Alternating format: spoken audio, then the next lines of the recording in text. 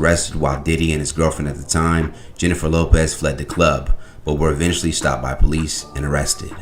Lopez was released after 14 hours and was never charged in the case, while Combs and his bodyguard Anthony Jones were acquitted on weapons charges. Shine, on the other hand, was convicted of assault and gun possession and sentenced to 10 years in prison. Well, one of the victims in the shooting, Natanya Rubin, who has never changed her story since day one, has stated once again that it was Diddy, not Shine, who shot her in the face and got away with it.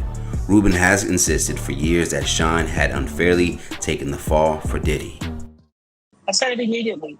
I literally watched them pull out the guns. For God's sake, I got shot in my nose. I was facing them directly. I watched everything occur and have described it to all parties involved. I think in our society, we have respectability politics. There are people who want to be adjacent to power or celebrity or money. Because his name was more notable, he was believed rather than a victim who gave a first-hand account. By the grace of God, I survived.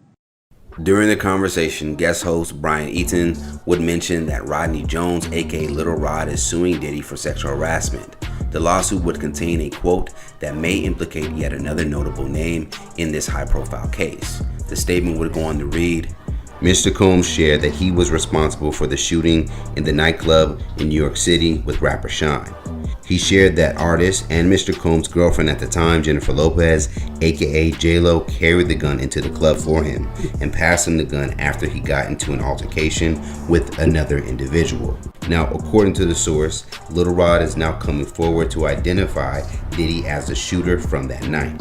When asked if she would like her case to be reopened after the new allegations that had come out, Rubin said, absolutely.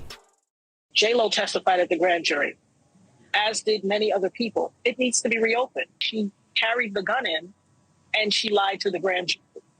It needs to be reopened. I'm willing to have a doctor remove a part of the 9mm bullet in my face so that they can use that as evidence if need be for this trial, and it may cost me my life.